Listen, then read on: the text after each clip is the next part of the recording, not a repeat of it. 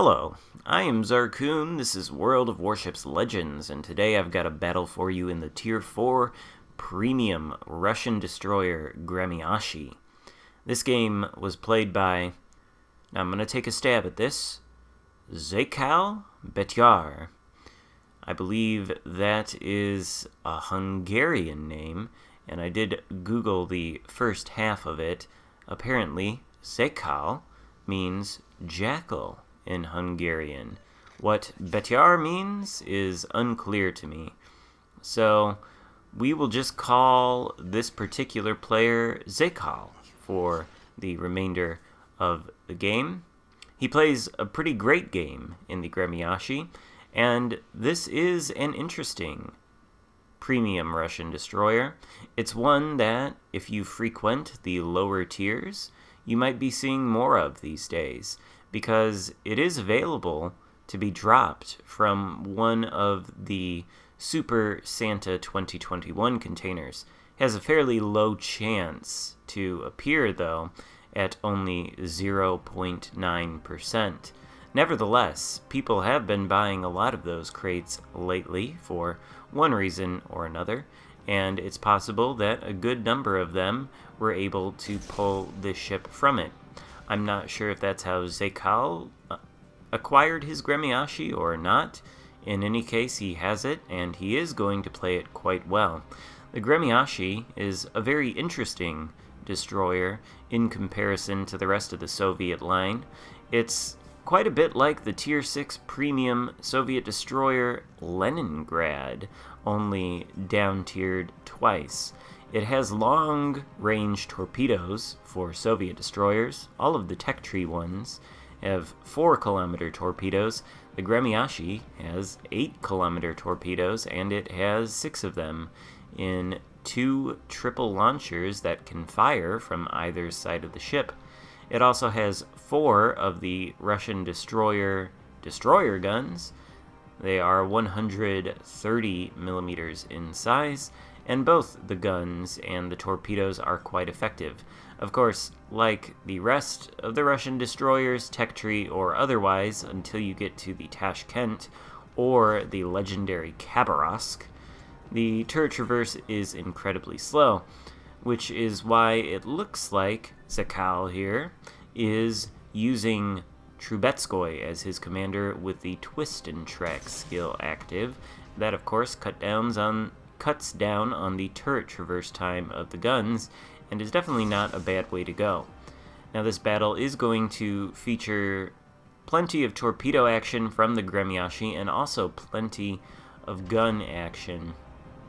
The high explosive from these guns is quite good at being the large caliber they are, large for a destroyer, but so is the armor piercing, especially against lightly armored Tier 4 cruisers, and we will be seeing some of that in action.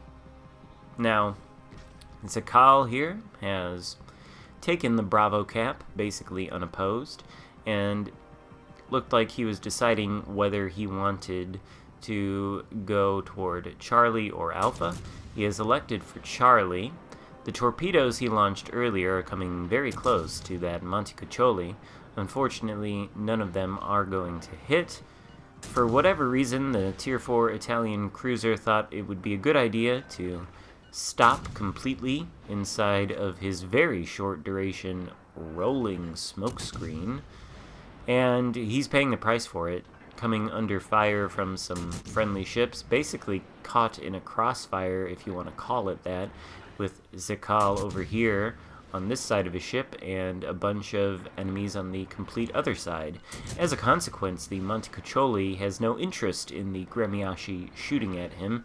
Even if he did, his guns reload so very slowly that the Gremyashchy can probably easily out-DPM him. I don't know, I haven't done the math, maybe not, but he is taking some damage from Xarkun's high explosive shells here, and it looks like Xarkun might even be able to secure the kill on this cruiser for his first kill of the game.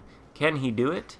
The answer is not quite, perhaps with this salvo here. You can see how slow the turrets are, even with twist and track on here.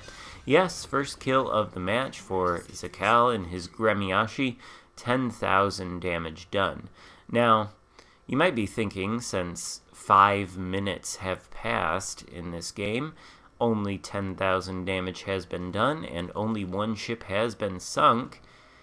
And if you look at the remaining teammates that Xarkun has, he's only got 2 battleships left.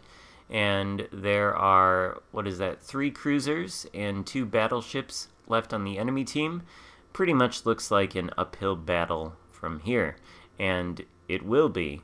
But let's just say Xarkun's team is lucky to have had him on it. He's got torpedoes going toward that, a Yahagi, I believe? Yes, he's got torpedoes going toward the Tier 4 Premium Japanese cruiser, and they're looking pretty good. Good enough to take him down for Xarkun's first torpedo hit of the game and second kill. That just leaves a Marblehead and some other battleship on this side of the map. This cap circle appears to be unopposed or uncontested by any enemies. It is. The battleship is an Ishizuchi. So it looks like there's a good chance that Xarkun is going to be able to flip this cap with basically no problems. Marblehead is coming around the corner, though, too far away to detect Xarkun. Nevertheless, he's putting down a smoke screen. He intends to shoot at this Marblehead, discharges a first salvo of the high explosive, and immediately switches to the armor piercing. Take a look at just how effective these shells are. They score a citadel on the Marblehead, who unfortunately begins to turn away, rendering them a lot less effective as they bounce off his angled armor, although he is opening the angle again, still not quite enough to be citadeled, and he is getting further away. So Xarkun permanently switches back to the high explosive to farm little chunks of damage off of the Marblehead, who is getting close to the Gremyashchy's torpedoes. Is he going to take one, though? It looks like he's going to turn right into them, but they run out of juice just as they reach his ship, so no danger of being taken down by a torpedo for the Marblehead. On the other hand, the Gremyashchy's guns, with their high explosive capabilities, are able to take him out. That just leaves the Ishizuchi left on this flank. Xarkun is up to 26,000 damage and 3 kills. Ishizuchi on the other side of the island, in no danger of spotting the Gremyashchy, looks like he is traveling in a northern direction, and the torpedo indicator indicates that yes, this is correct. Xarkun appears to be lining up for a torpedo strike, which is refreshingly something you can do in this ship that you can't really do in any of the other Russian destroyers. Torpedoes are out, but it looks like we have a problem in the Bravo cap. It is being flipped by an enemy. But is it a battleship or a cruiser? That remains to be seen.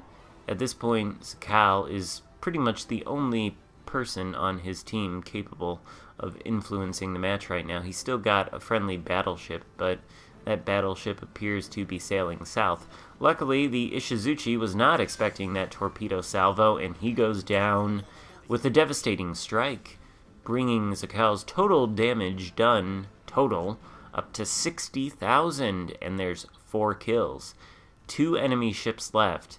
Is this battleship on his team going to actually assist him in the job of winning this game, or will it be all up to this tiny little Soviet destroyer who up until this point hasn't lost a single hit point? Strange that no spot is being gotten on any enemy ship in the area. Somebody did just flip the Bravo cap, suspecting he might be behind that island there just to the left of Zakal's aiming indicator, but Twist and Track is pointing straight ahead and now a little bit to the right. So in fact, it's a Yahagi very, very close to Zakal's ship, 4 kilometers away, launching the torpedoes, assuming the Yahagi is going to reverse, and loading the armor-piercing. You can see how very effective it is at this range. Zakal has scored a number of citadels already, and even as he draws further and further away from the Yahagi, very slowly, he is still scoring citadels for salvos worth more than 5,000 damage. And just like that, he is able to out-DPM the Yahagi with his armor-piercing, riddling him with citadels, and there's the last citadel for the Kraken Unleashed.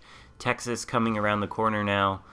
Zakal is basically dead, or is he? His smokescreen is just about to come off cooldown, and he is able to deploy it and go unspotted from the Texas? Yes. His torpedoes will be back within a few moments, and the Texas is so close that it's unlikely he is going to be able to avoid these torpedoes. He is, however, turning very sharply, and it looks like the torpedoes are actually going to miss. Or are they? He's going to turn back right into them and take 3 of them, 4 of them, 5 of them, which will be more than enough to finish him off and win the battle. Excellent game, Zakal Betyar. I hope I didn't butcher your name. 6 kills, Kraken Unleashed, 122,000 damage done in the Gremyashchy. Hope you enjoyed the video. If so, give it a thumbs up and consider subscribing if you haven't already. I will see you next time. Goodbye.